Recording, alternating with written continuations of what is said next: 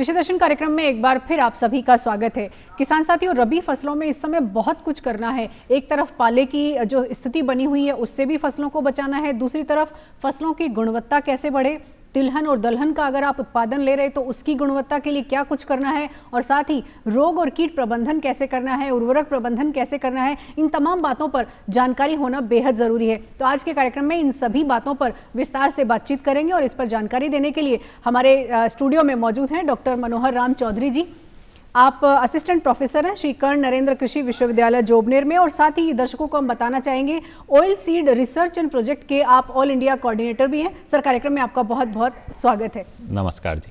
और किसान साथियों, अगर आपकी है कृषि संबंधी कोई समस्या या फिर आप कोई नई जानकारी लेना चाहते हैं कृषि से संबंधित, तो आप कार्यक्रम से जुड़ सकते हैं फोन के जरिए। हमारे फोन नंबर हैं 2704-999, दूसरा फोन नंबर है 2704-098 और जयपुर का STD कोड है 0141। तो डॉक्टर साहब, सबसे पहले हम बात कर लेते हैं जो सर्दी की स्थिति बनी हुई है। पाले की स्थिति सुबह और शाम बहुत ज़्यादा बनती है और फसलें बढ़वार पर हैं, तो ऐसे में पाले से किस तरह से बचाएं रबी फसलों को, ये सबसे अहम है।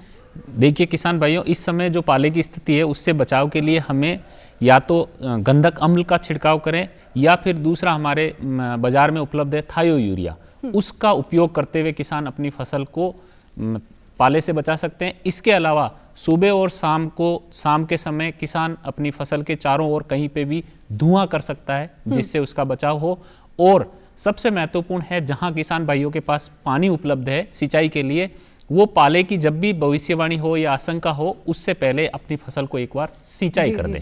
एक और बात आपने जो बताई कि पाले की स्थिति सुबह और शाम बनती है, तो क्या मौसम की जानकारी रख लेना भी जरूरी है, क्योंकि मोबाइल फोन आजकल सभी के पास हैं और मोबाइल पर मौसम की जानकारी भी उपलब्ध है। इस बारे में आप क्या कहेंगे? बिल्कुल, किसान भाइयों आज सभी जगह अपने पास में जानकारी है तथा समय समय पर मौसम विभाग द्वारा भी अलर्ट जारी किया जाता है कि पाला पड़ने की संभावना है। तो उस समय किसान भाई ये सारी जो है सावधानियां उसके बारे में अपना अलर्ट रहें, थोड़ा सा मौसम की जानकारी ले लें, उसके हिसाब से वो सिंचाई करें। आपने सर थायो यूरिया का जिक्र किया। आमतौर पर किसान साथी गंधक के अम्ल का इस्तेमाल करते हैं और उस अम्ल से हो सकता है थोड़ा पोल्यूशन भी हो जाए, लेकिन थायो यूरिया जो है वो एक बहुत महत्वपूर्ण उत्पाद है, उत्पादक तत्व बढ़ाने वाला एक ऐसा कंपोनेंट है जिसकी वजह से फसल की रोग प्रतिरोधक क्षमता भी बढ़ती है। तो थायो यूरिया पर थोड़ी विस्तार से जानकारी हम जी। थायो यूरिया एक जैव नियामक ग्रोथ रेगुलेटर रसायन है जो फसल की जो खुद की एक्टिविटी होती है उसको बढ़ाता है। तो उसके अंदर होने वाली उपापचय क्रियाओं को बढ़ाता है जिससे फसल की ग्रोथ अच्छी होगी, उसकी बढ़वार अच्छी होगी, साथ ही साथ उसके अंदर रोग प्रतिरोधक क्षमता और जो भी हमारे इसमें कीट लगते हैं उसके प्रति रोग क्षमता, और साथ ही साथ सबसे महत्वपूर्ण यह है कि ये जो भी उसके अंदर सूखा है या पानी की कमी है उस स्थिति में पौधे को ज्यादा बढ़वार में सहायक है। तो इसका छिड़काव जो है किसान भाई कर सकते हैं और ये 700 रुपए किलो के आसपास हमें किसानों को उपलब्ध होता है। और सबसे महत्वपूर्ण यह है कि इसका आधा किलो हमारे 1 एकड़ के लिए जरूरत पड़ती है। तो किसान भाई 100 लीटर के अंदर आधा किलो थायो यूरिया का घोल बना करके और अपनी फसल पे छिड़काव कर सकता है, जिससे उसका उत्पादन जो है वो 5 से लेके 15% तक अधिक होगा। इतना ये महत्वपूर्ण जैव नियामक है। तो दो बातें आपने बताई कि एक तो रोग प्रतिरोधक क्षमता बढ़ाने में थायो यूरिया का बहुत महत्वपूर्ण रोल है, और दूसरा ये जो मौसम की जो परिस्थितियां होती हैं संवेदनशील, उससे भी प्रोटेक्ट करता है फसलों को। तो इसका मतलब अगर गंधक का तेजाब अगर इस्तेमाल कर रहे हैं तो उसकी जगह थायो यूरिया का इस्तेमाल कर सकते हैं। जी, थायो यूरिया में नाइट्रोजन भी है और गंधक भी है, तो ये दोनों काम करता है। इसका इस्तेमाल कब करें इस पर मैं आपसे जानूंगी, लेकिन किसान साथी हमारे साथ फोन लाइन पर जुड़ गए हैं, पहले उनसे बात करते हैं। हेलो हेलो हेलो, नमस्कार। नमस्कार, कौन बोल रही हैं? रामेश्वर। रामेश्वर जी, कृषि दर्शन कार्यक्रम में आपका स्वागत है, पूछिए अपना सवाल। नमस्कार, वो मैंने पत्ते झुलस रहे हैं जी, सरसों की फसल में पत्ते जो है वो झुलस रहे हैं, तो इस अवस्था में क्या कर सकते हैं डॉक्टर साहब? किसान अभी अपने को सबसे पहले ये देखना है कि नीचे की ओर से फसल के तो पत्ते आपके जो सबसे नीचे वाले पत्ते हैं वो तो धीरे धीरे बढ़वार के साथ पीले होते हैं, लेकिन आपको उस पत्ते को थोड़ा सा नीचे से देखना है कि उसके ऊपर सफेद धब्बे हैं क्या। यदि सफेद धब्बे हैं तो वो सफेद रोली रोग के लक्षण हैं और उसके लिए हमें किसान भाई को फफूंदनाशी का उपयोग करना चाहिए। तो आपको सुबह के समय जाना है खेत पे और उसके पत्ते जो जड़ रहे हैं या झुलस रहे हैं उसको आपको उल्टा करके देखना है, और उसके नीचे यदि धब्बे हो रहे हैं सफेद सफेद, तो ये सफेद रोली रोग का प्रकोप चालू हो गया, जिसके कारण है। तो इसका उपचार कैसे करें? उनको फफूंदनाशी कोई सा भी अपने जो है उनको यूज करना पड़ेगा। उसकी कोई मात्रा के अंदर अलग अलग है। तो जैसे हम थायरम की बात करें या कैप्टान की बात करें तो वो 0.5% किसान को उपयोग करना पड़ेगा। इसके अलावा अगर कोई जैविक तरीका हो इसे नियंत्रित करने का? जी, हमारे अभी जैसे ये सफेद रोली रोग के लिए किसान भाई जो नीमीसाइड आता है, नीम से बना हुआ प्रोडक्ट है, उसका स्प्रे कर सकता है, जिसके अंदर 1 लीटर, हमारा जो 18 लीटर की टंकी होती है उसके अंदर 10 ml काम में लेना है उसको, और उसकी सहायता से उसका नियंत्रण किया जा सकता है। पत्ते पीले होने की ये जो समस्या है, एक तो आपने बताया सफेद रोली, और किस तरह से पत्ते पीले हो सकते हैं? एक और किसान भाई को देखना होगा कि जो आज्ञा एक अपना परजीवी खरपतवार है, वो यदि उसकी जड़ों के अंदर है तो वो सबसे ज्यादा नुकसान पहुंचा रहा है। तो किसान भाई को ये देखना है कि जिस पौधे के पत्ते पीले हो रहे हैं, क्या उसकी जड़ों के अंदर आज्ञा खरपतवार तो नहीं है। यदि वो खरपतवार है तो उसका नियंत्रण अति आवश्यक है। जी जी, हम डॉक्टर साहब फोन आने से पहले हम थायो यूरिया पर हम बात कर रहे थे। आप थायो यूरिया, मुझे तो ऐसा लगता है कि फसल की गुणवत्ता है या रोग प्रतिरोधक क्षमता है, इसका महत्वपूर्ण रोल है। तो इसके जितने भी फायदे हैं उनको किसान साथियों को कैसे जानना चाहिए, कितने फायदे हैं? देखिए किसान भाइयों, सबसे पहला तो ये है कि ये ग्रोथ रेगुलेटर का काम करता है, तो उसकी बढ़वार में। फिर जैसे अभी हमने गेहूं बो रखा है, जौ बो रखा है, सरसों बो रखी है, चना बो रखा है और सब सारी मसाले की फसलें बो रखी, तो इसका सबसे पहला एक तो ये पत्तियों की बढ़वार करता है। नंबर ऑफ टीलर्स ज़्यादा निकलेंगे, कल्ले ज़्यादा निकलेंगे, ब्रांचिंग ज़्यादा होगी, शाखाएं ज़्यादा निकलेगी। और उसके अलावा जब हमें इसका स्प्रे जो करना है, उससे जो पौधा है एक मजबूती के साथ बनेगा, जिससे उसकी पैदावार भी ज्यादा होगी। जी जी, कब इसका इस्तेमाल कर सकते हैं? सुबह करें, शाम को करें, या इसके लिए भी मौसम का विशेष ध्यान रख के करें? हाँ, इसका ये जितनी ज्यादा ठंड होगी उसमें उतना ही अच्छा कार्य करेगा। जब ज्यादा गर्मी पड़ रही है तो दिन में इसका स्प्रे नहीं करना चाहिए। किसान भाई को या तो सुबह जल्दी या सबसे बढ़िया है शाम के समय इसका उपयोग करें। जी जी, इसका उपयोग जब फार्मर करता है तो स्प्रे जो करेगा, तो देखिए जो गेहूं और जौ की बात करें हम, तो अभी दूसरी सिंचाई चल रही है किसान की, तो इस समय हमारा वो वेजिटेटिव स्टेज कहते हैं जिस पे है, तो उस समय इसका करने से टीलर बढ़ेंगे। इसके अलावा जो चना और सरसों है वो अभी फूल की स्थिति में है, इसके ऊपर स्प्रे करने से एक तो तेल की मात्रा बढ़ेगी हमारे सरसों में, और जो चना है दलहनी फसल की बात करें तो उसके अंदर दाने की जो साइज है वो बढ़ेगी। जी जी, मैं फसलों की गुणवत्ता पर आऊंगी, लेकिन वो एक और किसान साथी हमारे साथ जुड़ गए हैं। हेलो हेलो हेलो हेलो, नमस्कार, कृषि दर्शन कार्यक्रम में स्वागत है आपका। बताइए अपना नाम और पूछिए सवाल। जी, मेरा नाम है बंसीलाल पारदी, बालाघाट मध्य प्रदेश। जी बंसीलाल जी, अपना सवाल पूछिए। मध्य प्रदेश से आप बोल रहे हैं? जी जी, राजस्थान में स्वागत है आपका। जी, कहाँ, कैसा हाल है वहाँ की? सर्दी का कैसा हाल है वहाँ? कैसी सर्दी है? हाँ, सर्दी हल्की हल्की है। राजस्थान में तो कड़ाके की ठंड पड़ रही है। पूछिए अपना सवाल। जी, यहाँ वही सरसों में माहू आ गया है। जी जी जी, सरसों में माओ यानी चेपा का प्रकोप हो रहा है। तो मध्य प्रदेश से हमारे किसान साथी जुड़े हैं, उनके लिए आप क्या सलाह देंगे? आप अभी जो चेपा का प्रकोप हो रहा है, इसमें मोनोक्रोटोफास हमारे एक इंसेक्टिसाइड दवा आ रही है। यदि कम प्रकोप है तो उसका उपयोग करें, और बहुत ज्यादा आ गई है तो इमिडाक्लोरपिड एक दवा आती है, उसका छिड़काव करें किसान भाई। जी, इसकी मात्रा भी आप बता दें। जी, आपने जो मोनोक्रोटोफास है उसका 6 ml पर लीटर के हिसाब से, और जो हमारा 1 एकड़ है उसके अंदर 80 से 90 लीटर पानी का उपयोग करते हुए छिड़कें। और इमिडाक्लोरपिड में आप विशेष सावधानी रखें और 1.5 ml से ज्यादा प्रति लीटर नहीं डालें, क्योंकि वो बहुत ज्यादा तेज दवा होती है। तो 1.5 ml मैक्सिमम, इससे ज्यादा नहीं ले। जी जी, बंसीलाल जी, राजस्थान में कॉल करने के लिए आपका बहुत बहुत धन्यवाद। और आप अपने नजदीकी जो कृषि अधिकारी हैं उनसे भी एक बार सलाह ले लें, तो वो आपकी फसल के लिए ज्यादा बेहतर आपको सलाह दे सकते हैं। डॉक्टर साहब, हम थायो यूरिया पर बहुत सारी बात कर रहे हैं, और मुझे ऐसा लगता है कि वो एक ऐसा प्रोटेक्टर है फसल के लिए जो हर किसान साथी को इस्तेमाल करना चाहिए। हम रोग प्रतिरोधक क्षमता बढ़ाने की बात करते हैं, पर रोग लगे ना, इसके लिए कीट और रोग प्रबंधन कैसे करें, या उर्वरक अगर दे रहे हैं तभी क्या इसका प्रबंधन किया जा सकता है? जी, जो किसान भाई जिन्होंने अभी गेहूं और जौ के अंदर दूसरी सिंचाई दी है, उसके अंदर उन्होंने यूरिया की जो दूसरी डोज थी उन्होंने दे दी होगी टॉप ड्रेसिंग के तहत। तो अब किसान भाई जैसे ही उसका स्प्रे करने लायक हो जाए उसके अंदर थायो यूरिया का स्प्रे कर दें, जिससे टीलर ज्यादा बनेंगे और जो उसकी बाली बनेगी उस बाली की लंबाई ज्यादा होगी, दाने ज्यादा बनेंगे और सबसे मेन चीज है दाने की मोटाई बढ़ेगी जी।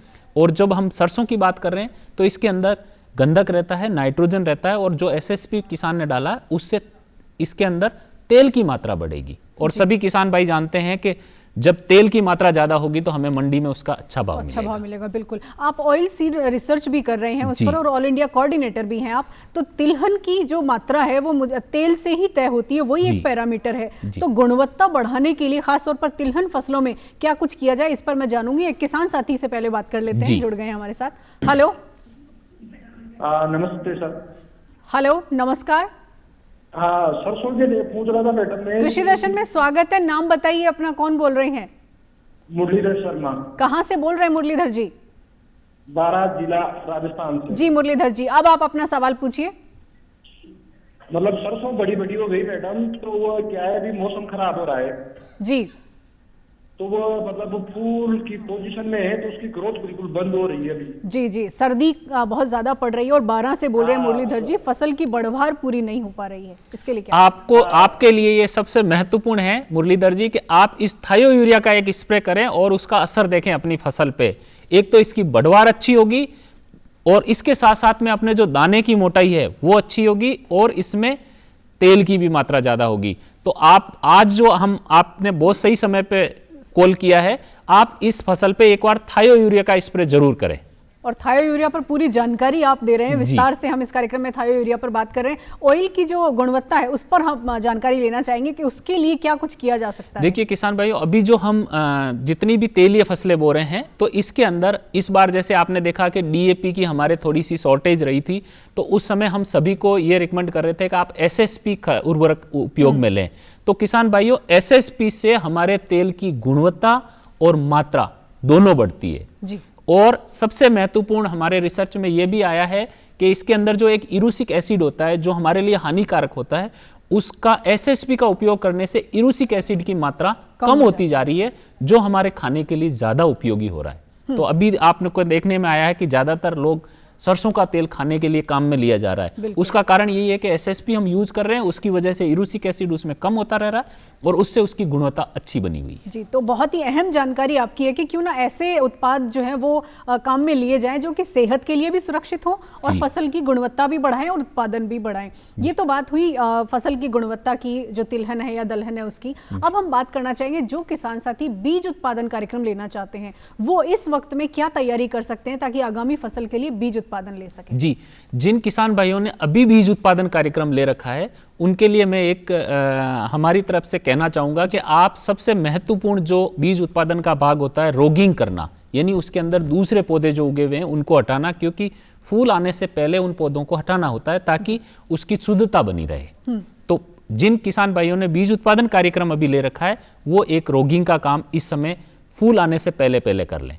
उसके अलावा जिन किसान भाइयों को अब नए जो हमारी खरीफ फसल आने वाली उसमें बीज उत्पादन कार्यक्रम लेना है, वो किसान भाई अपनी एक फोटो, अपने जमाबंदी जो होती है वो, उन दोनों को लेकर के या तो ई मित्र पे या अपने नजदीक का कोई भी कृषि कार्यालय वहां संपर्क करके बीज उत्पादन कार्यक्रम ले सकता है। जी, उसमें रजिस्ट्रेशन कराना जरूरी है। जी, उसको सबसे पहले साथी पोर्टल पे जाके या ई मित्र पे जाके अपना रजिस्ट्रेशन करवाना होगा और रजिस्ट्रेशन में उसके जो फोन नंबर वो डालेगा उसके ऊपर जो अपने राजस्थान राज्य बीज निगम है या राष्ट्रीय बीज निगम है उनके अधिकारी उनसे संपर्क करके उनसे पूछेंगे आपको कौन सा बीज उत्पादन कार्यक्रम लेना है, उसके हिसाब से उनको बीज उत्पादन आवंटित किया जाए। सबसे अहम बात जो निकल के आई वो है कि किसान साथी पोर्टल पर जाकर किसान साथियों को रजिस्ट्रेशन करवाना है अगर बीज उत्पादन कार्यक्रम लेना है, और इसके लिए जो जरूरी दस्तावेज हैं वो डॉक्टर साहब ने बता दिए, और वैसे भी जरूरी दस्तावेज आप सभी किसान साथी जानते भी हैं, तो रजिस्ट्रेशन करवा लें ताकि आपको बीज उत्पादन कार्यक्रम में लाभ लेने से देरी ना हो। जी जी, हम एक बार फोन नंबर आपको दोबारा बताना चाहेंगे। हमारे फोन नंबर है 27049999, दूसरा फोन नंबर है 27040098। जयपुर, हमारे जयपुर का एसटीडी कोड है 0141। और अभी एक और किसान साथी हमारे साथ फोन लाइन पर जुड़ गए हैं, उनसे हम बात करते हैं। हेलो हेलो जी, नमस्कार, कृषि दर्शन में स्वागत है आपका। नमस्ते सर। जी, नाम बताइए अपना और कहाँ से बोल रहे हैं? मैम मैं रणजीत सिंह, करौली जिले से। जी रणजीत जी, कार्यक्रम में स्वागत है आपका, पूछिए अपना सवाल। मैं अपने खेतों में जो गेहूं के साथ एक खरपतवार होता है कड़गिल जैसा, जी, वो बहुत ज्यादा है। खरपतवार नियंत्रण करना चाहते हैं और हम इस विषय पे आना भी चाह रहे थे कार्यक्रम में, खरपतवार को कैसे, और वो भी अगर जैविक तरीका हो कोई जिसमें फसल को हानि ना हो। देखिए, खरपतवार के लिए हमें सबसे पहले तो जो हम जब फसल के लिए खेत की तैयारी करते हैं उस समय हमें ये सारे प्रबंध करने होते हैं, लेकिन इस समय अभी चूंकि अपनी फसल बड़ी हो चुकी है और इस समय हम रसायनों का उपयोग न करके हमें मैकेनिकल तरीके से प्रबंधन करना चाहिए, जिससे हमारे को जो रसायनों से जो नुकसान होता है वो भी कम से कम हो। और उसमें सबसे बढ़िया अभी निराई गुड़ाई का ही सबसे अच्छा तरीका इस समय किसान भाइयों के लिए। समय का कैसे ध्यान रखें, किस समय निराई गुड़ाई करें ताकि फसल जो है वो जो अभी हमारा जैसे गेहूं के अंदर टिलरिंग चालू हो गई है उससे पहले पहले कर दें, ताकि अच्छे टिलर्स निकलें, जो हमारा खरपतवार के साथ में जो कंपटीशन है वो कम हो जाए और फसल को ज़्यादा से ज़्यादा न्यूट्रिएंट मिले, जिससे ज़्यादा टिलर बनेंगे और अपनी फसल ज़्यादा होगी। और सरसों के अंदर और हमारा जो चना है उसके अंदर फूल आने से पहले पहले निराई गुड़ाई का कार्य कर लें। जी जी, ये वो अवस्था है जिसमें फसल डिस्टर्ब नहीं होगी। जी जी, अब मसाला फसलों की बात करते हैं। रबी फसलों में बहुत सारी मसाला फसलें भी किसान साथी लेते हैं और ये समय बहुत संवेदनशील होता है मसाला फसलों के लिए। तो जीरा, धनिया, मेथी, जितनी भी फसलें उनमें क्या इस वक्त कर सकते हैं और सावधानी क्या बरतें? देखिए किसान भाई, अभी से सबसे पहले हमारे सौंफ जो है सबसे एडवांस में सौंफ चल रही है, तो सौंफ के अंदर जिन किसान भाइयों ने सौंफ लगा रखी है वो निराई गुड़ाई के साथ साथ में इसमें चेपा की संभावना है अभी, तो वो किसान भाई यदि ETL से ऊपर यदि जा रहा है तो उस समय उसके अंदर मोनोक्रोटोफास या इमिडाक्लोर का स्प्रे करें। इसके अलावा जो हमारा धनिया और मेथी है उसके अंदर भी निराई गुड़ाई का कार्य अभी चल रहा है। और सबसे महत्वपूर्ण जो जीरा फसल है उसके अंदर किसान भाई अभी पानी देने का काम और निराई गुड़ाई दोनों कार्य जरूर कर सकते हैं। जी जी जी, ईसबगोल की हम बात करेंगे, लेकिन पहले किसान साथी से बात कर लेते हैं। किसान साथी जुड़ गए हैं। हेलो हेलो हेलो, नमस्कार, कौन बोल रहे हैं? मोतीलाल चौधरी बोल रहे हैं। जी, कार्यक्रम में स्वागत है आपका, पूछिए अपना सवाल। ये अभी हमारे यहाँ पे बारिश हुई भीलवाड़ा में, तो अभी हम चना बो सकते नहीं बो सकते? अच्छा, चने की बुआई आप करना चाहते हैं, भीलवाड़ा से बोल रहे हैं जी। और पहले बोया नहीं है इन्होंने, तो क्या ये सही समय होगा? अब किसान भाइयों के लिए बारिश हुई है अभी। हाँ, वो कह रहे हैं नहीं, अब यदि आपके पास है, यदि आप बुआई करना चाहते हैं तो चना बहुत लेट हो गए। अब हम गेहूं या जौ के अंदर जो पछेती किस्में हैं, जैसे गेहूं के अंदर हम रात 37-65 की बात करें या जौ के अंदर हम 20-35 की बात करें तो वो हम बो सकते हैं। अब चने का समय चला गया है। जी जी, ये बहुत ही अहम सलाह आप दे रहे हैं। तो भीलवाड़ा से जो किसान साथी हमारे साथ जुड़े हैं उनको ये जानकारी देना चाहेंगे, चने की बुआई आप ना करके गेहूं और जौ की बुआई आप कर सकते हैं। डॉक्टर साहब, बहुत सारे किसान साथी जो है वो ऐसे कीटनाशकों का या खरपतवार नाशी का इस्तेमाल करते हैं जिसकी वजह से फसल को तो नुकसान होता ही है, हमारा पर्यावरण भी प्रदूषित होता है और भूमि जल और हमारी जमीन की जो उर्वरा शक्ति है वो भी कहीं ना कहीं प्रदूषित हो जाती है। तो जैविक तरीके इस्तेमाल करने के लिए आप क्या सलाह देंगे? देखिए किसान भाइयों, सबसे पहले तो हमें जो जितने भी निमेटिसाइड है या हमारे जो इसके तुलसी वाले जो हैं उनका उपयोग करें। उसके अलावा इस स्थिति में हम अब हैं कि हमारी जो फसल है वो बड़ी हो चुकी है और अब हमें किसी भी रसायन का उपयोग नहीं करना चाहिए, ताकि हम जो हमारे पर्यावरण भी ज़्यादा दूषित नहीं हो। और अब हमें मैकेनिकल तरीके से, जो हम निराई गुड़ाई का कह रहे हैं, उसी तरीके से हमें उसका नियंत्रण करना चाहिए इस समय। जी जी, कार्यक्रम का समय समाप्त हो रहा है। डॉक्टर साहब, रबी फसलों के लिए मुख्य क्या आप टिप्स देना चाहेंगे हमारे किसान साथियों को ताकि वो फसलों की सार संभाल कर सके? देखिए किसान भाइयों, एक तो हमें अभी इस समय जहाँ पे बारिश हो चुकी है नहीं हुई है वहाँ हमें पानी लगाना है। और पाले से बचाव के लिए मैं कहता हूँ गंधक अम्ल की बजाय आप थायो यूरिया का उपयोग करें और इसके साथ ही निराई गुड़ाई का विशेष ध्यान रखें। और जिस एरिया के अंदर ओरोबैंकी जिसको हम आज्ञा कह रहे हैं वो आ गया है तो उसको जरूर निकालें, क्योंकि वो बहुत ज़्यादा नुकसान करता है हमारी फसलों को। और इसके अलावा किसान भाई थायो यूरिया का उपयोग एक बार करके अवश्य देखें। जी जी, बहुत ही अहम जानकारी और ज्यादातर आपने जोर दिया है थायो यूरिया के इस्तेमाल पर। आपने बहुत अहम जानकारियां दी, इसके लिए आपका बहुत बहुत धन्यवाद। किसान साथियों, इस कार्यक्रम का पुनः प्रसारण आप रात 10:30 बजे DD राजस्थान पर जरूर देख सकते हैं। आपको कार्यक्रम कैसा लगा हमें लिख भेजिए चिट्ठी। हमारा पता है कार्यक्रम कृषि दर्शन, DD राजस्थान, दूरदर्शन केंद्र, झलाना डूंगरी, जयपुर। तो आज के कार्यक्रम में बस इतना ही, फिर होगी आपसे मुलाकात नई जानकारियों के साथ। तब तक के लिए हमें इजाजत दीजिए। राम नमस्कार। राम, नमस्कार।